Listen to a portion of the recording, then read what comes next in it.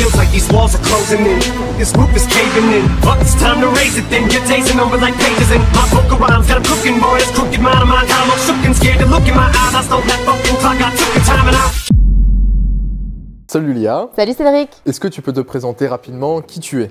Donc, je suis Lia, athlète de haut niveau en force athlétique et aussi professeure des écoles. Ça consiste en quoi la force athlétique? Donc, c'est un sport de force, comme son nom l'indique, qui se compose de 3 mouvements, le squat, le bench et le deadlift. Donc, on est par catégorie de poids, d'âge et de sexe en compétition. Le but est de soulever le plus lourd possible sur une répétition. Oh, je retiens ma respiration comme pas possible là. 5 minutes later. Libération. Ouh. On peut commencer l'entraînement, super. Quel est ton palmarès, j'ai envie de dire? J'ai été 4 fois championne de France. Actuellement, je suis championne d'Europe aussi. Et je détiens toujours 2 records du monde au squat et au total. Bon, je viens de faire ma première série, vous l'avez vu. Lia, tu vas mettre combien sur ta première barre? 170. C'est parti. Comment est-ce que tu as découvert la salle? Comment est-ce que tu as découvert le sport? Comment tu as découvert la muscu? Via les réseaux sociaux, il y a eu quelques années un très grand essor du monde du fitness, enfin du fitness en général, du bodybuilding, du bikini, du wellness, voilà, tout ça. Je m'y suis intéressée quand j'avais créé mon compte Instagram. J'adorais le physique que les filles avaient, je trouvais ça très beau, très esthétique. Et donc du coup, j'avais envie de me lancer là-dedans à la base. Je suis allée en salle de sport dans ce but et au final, j'ai dévié vers la force. Ok, et qu'est-ce qui a fait que tu as dévié vers la force? Alors c'est un coach qui avait repéré un potentiel en fait, donc moi je m'en rendais pas compte à l'époque, mais je m'étais déjà lourd en fait pour une débutante sur ces mouvements-là. Et il m'a parlé de la force athlétique et c'est vrai que moi, de moi-même déjà, j'adorais cette sensation de pousser lourd quoi. Il m'a parlé de la force athlétique, des compétitions et j'ai dit vas-y c'est ça que je veux faire. Ok, et maintenant ça fait combien de temps que tu fais de la force? Ça fait 6 ans. Donc toi, qu'est-ce que le sport et la force t'ont apporté? Ça m'a beaucoup apporté sur le plan personnel, au niveau de ma confiance en moi, de mon estime. Ça m'a beaucoup aidé dans mon rapport à mon corps aussi, à s'accepter, à s'aimer. Parce que tu avais des difficultés particulières avec ton corps. Je sais qu'il y a beaucoup de gens qui sont complexés de manière générale sur leur corps. Est-ce que c'est plus développé chez les femmes que chez les hommes?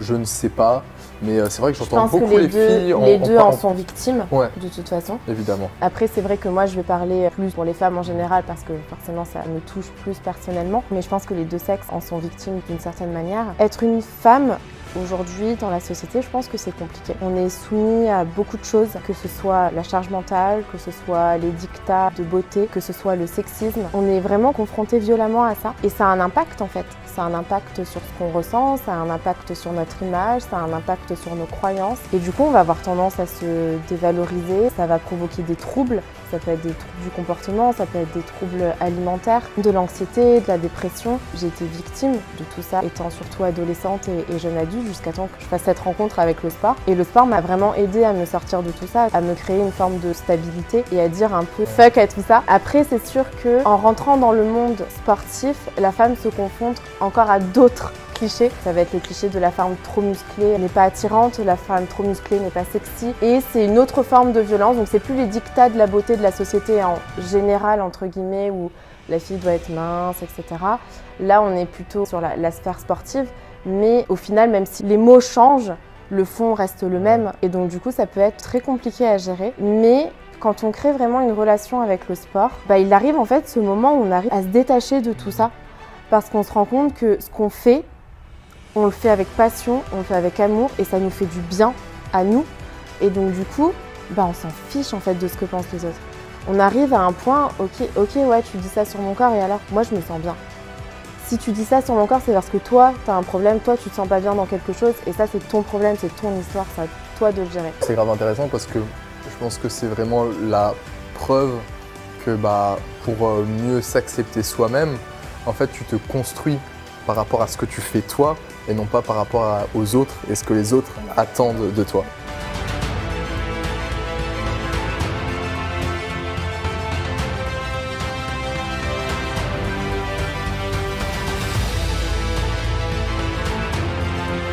On est encore un petit peu dans une période un petit peu bizarre, galère avec confinement, couvre-feu, machin. Le pire, c'est, j'espère, derrière nous. Toi, comment est-ce que tu as géré les confinements, surtout le premier confinement, entre le sport et la santé mentale? À ce moment-là, je me rendais vraiment pas compte de ce que ça allait impliquer. Mais j'ai quand même eu de la chance. Alors, je m'estime quand même chanceuse parce que bon, je suis dans l'éducation nationale, donc j'ai pas perdu mon emploi, j'ai touché ma paye entière pendant les mois de confinement. J'étais chez moi, alors j'ai vécu le confinement seule. J'ai pu payer mon crédit, j'ai pu faire mes courses, puis bon, j'avais mon petit chat. J'ai pu m'entraîner dans la salle. On s'est dispatché le matériel entre amis. Je sais que les salles ont fermé, donc beaucoup n'ont pas pu s'entraîner, n'avaient pas de matériel chez soi. Que ça a été très compliqué en plus de s'en fournir parce qu'ils ont été sold out partout très rapidement. Donc voilà, dans le malheur, j'ai quand même eu ma part de chance parce que je sais que c'est pas le cas pour tout le monde et que c'est encore difficile pour certaines personnes. Donc je suis pas à plaindre, mais c'est vrai que au niveau de la santé mentale, moi ça m'a beaucoup affectée, notamment quand on est arrivé mi-avril. Ça a été compliqué, ça m'a vraiment affectée mentalement d'être confinée, de voir personne, d'avoir un peu cette atmosphère très angoissante. Du Covid, tu sais pas vraiment ce que c'est. J'étais angoissée pour mes parents, j'avais peur de les perdre. Ouais, c'était très particulier comme ambiance et stressant. Très stressant. Lightweight, baby!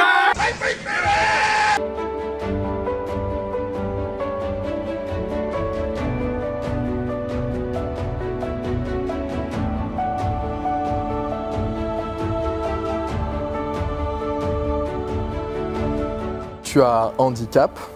Oui, j'ai été diagnostiquée autiste Asperger à l'âge de 22 ans. Est-ce que ce handicap-là, toi, t'a rendu les choses plus difficiles pendant cette période? Oui.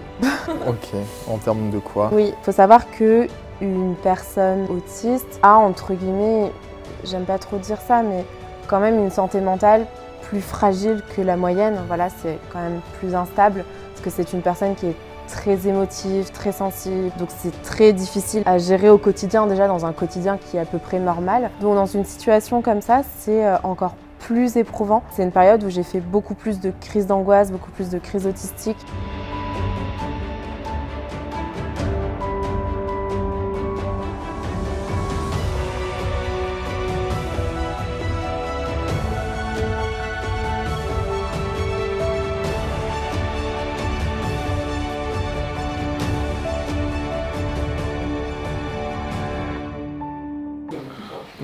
L'entraînement est tellement long que du coup j'ai prévu une collation. Voilà, c'est tout ce que j'avais à dire. Bon appétit. Toi, au quotidien, qu'est-ce qui te fait continuer? Que ce soit le sport, enseigner, monter des projets? Le cœur. Mon cœur. Je suis quelqu'un qui fait beaucoup les choses avec le cœur. Si je le sens pas, je le fais pas. Quand je fais les choses, je le fais toujours à 100%. Je me donne vraiment toujours à fond. C'est se donner, être généreux et toujours faire les choses qu'on fait avec amour, et passion, générosité et d'être meilleur. D'être meilleur qu'hier. Vraiment, c'est ça qui me booste dans mon quotidien. Je peux même rajouter de faire le bien. Je te rejoins 100 000% là-dessus, dans le sens où je n'ai envie de répandre que des émotions positives autour de moi. Ouais, de faire avancer les choses, de faire avancer notre époque, de l'améliorer. Je pense que c'est important. C'est important que le combat il continue. Il y a toujours des combats à mener, que ce soit dans notre propre vie ou pour améliorer la vie en général, l'humanité. Dans la mesure où je me dis, je suis là, il semblerait qu'une seule fois sur cette planète. Et en fait, genre, c'est une chance énorme d'être là, objectivement. Et moi, c'est aussi ça parfois, genre quand je me lève le matin ou genre quand il y a quelqu'un qui me dit je sais pas ce que je veux faire de ma vie, en mode il laisse la vie passer. Moi, en fait, je me suis mis des choses en perspective et c'est pour ça que je n'arrive pas à faire comme ça et c'est pour ça que je me lève tous les matins. Parfois, c'est difficile de me lever le matin, je vais pas mentir, parfois j'ai la tête dans le cul, effectivement, tu vois. Mais c'est que, imaginons, tu gagnes à l'euro million. Ouais. Tu vois, tu gagnes à l'euro million, tu gagnes, je sais pas, 150 millions d'euros. C'est bien gagner 150 millions d'euros. Déjà 1 million d'euros, même 1 million d'euros, je prends. Tu vois, non, mais déjà, rien qu'un million, tu prends. Ouais. Même 500 000, tu prends. Mais de ouf. Tu vois. C'est le prix d'une baraque, toi. Ouais. Donc 1 million, donc 10 millions encore plus, donc 100 millions encore plus, c'est énorme. Et donc 150 millions encore plus. Ouais. Est-ce que si tu gagnais 150 millions d'euros à l'euro million, tu laisserais qui que ce soit ou quoi que ce soit te prendre cet argent? En disant salut, je viens de prendre ton argent. Non, tu laisserais pas faire ça. Non. Logique. Ouais, c'est mon fric. Logique. Non mais vraiment. Ouais. Et dis-toi que tu as une chance sur 100 ou 200 millions de gagner à l'euro million. C'est très peu. Statistiquement, être en vie sur cette terre, être qui tu es, genre c'est pas une chance sur 200 millions que tu as. C'est genre une chance sur 400 quadrillions. Déjà, premièrement, c'est une chance énorme. T'as plus que gagner à l'euro million, c'est-à-dire que genre, on a plus de chances de tous les deux gagner à l'euro million le même jour sans se concerter, plutôt que d'être là en train de parler aux gens. C'est vraiment une chance. Et moi, c'est pour ça que genre, j'ai envie d'être heureux dans ma vie, et c'est pour ça que, au maximum, je ne veux que personne ne me retire mon bonheur, parce que c'est en quelque sorte me retirer ma vie. Ça, c'est un premier truc, et effectivement, du coup, j'ai cette chance énorme d'être là. Apparemment, ça arrive qu'une fois. Qu'est-ce que j'ai envie de faire pour cette fois? Tu vois, j'ai one shot, j'ai une balle. Qu'est-ce que je veux faire? Eh bah, j'ai envie de faire le bien, j'ai pas envie de faire le mal. J'ai envie d'aider les gens, j'ai pas envie de critiquer les gens. J'ai one shot sur cette terre, j'ai envie de faire le bien. Donc c'est pour ça aussi que moi j'ai envie de faire le bien et que j'ai envie d'aider le maximum de personnes à travers ce que je fais et que je me fais kiffer aussi avec le sport.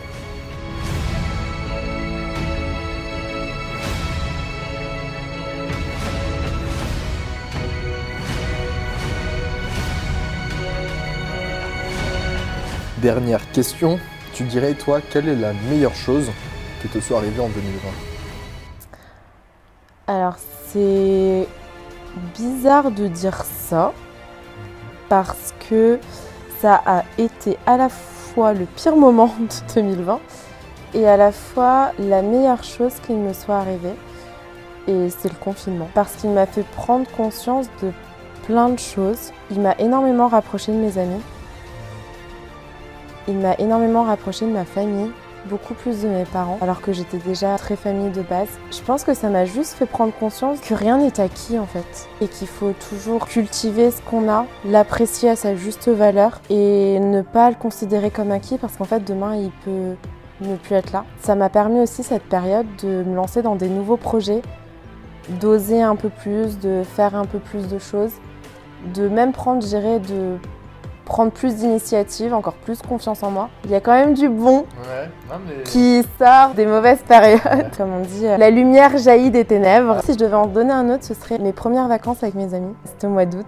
C'était les premières vacances que je passais de toute ma vie avec des amis. C'était vraiment cool, c'était une bonne expérience. Je pense que c'est important de prendre du recul sur la situation, quel que soit ce qui se passe, quel que soit ce qui nous arrive. Même si sur le coup, évidemment, t'as pas envie que ça se passe. Et c'est embêtant et personne n'a envie de traverser ça. Mais que ce soit les confinements, une rupture, un décès, perte de boulot. Mais je pense que ce qui est toujours important, et moi aussi d'ailleurs, si je peux essayer de donner un conseil, c'est aussi ce qui me permet de sortir un peu de ce lien difficile avec la situation en elle-même, qui me permet de décrocher, de souffler, de prendre de la perspective vraiment.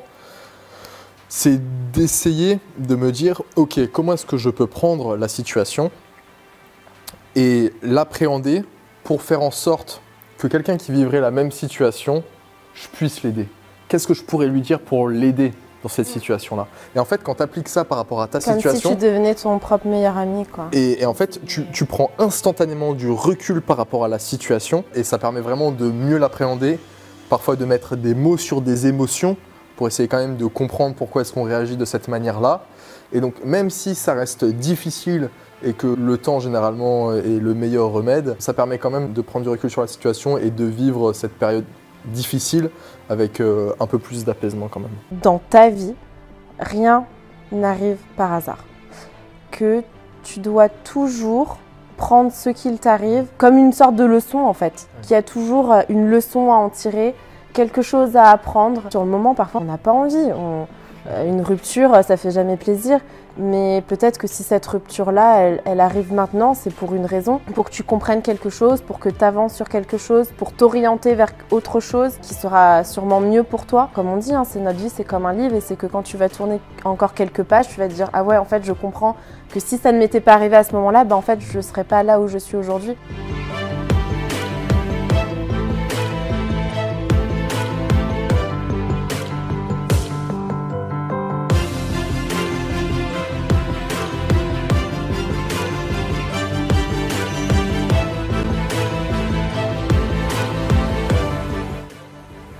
Eh ben, merci beaucoup d'avoir participé à la vidéo, de m'avoir accueilli dans ta salle et d'avoir répondu à mes questions. Je pense que ça en aidera plus d'un. Au plaisir. Au plaisir.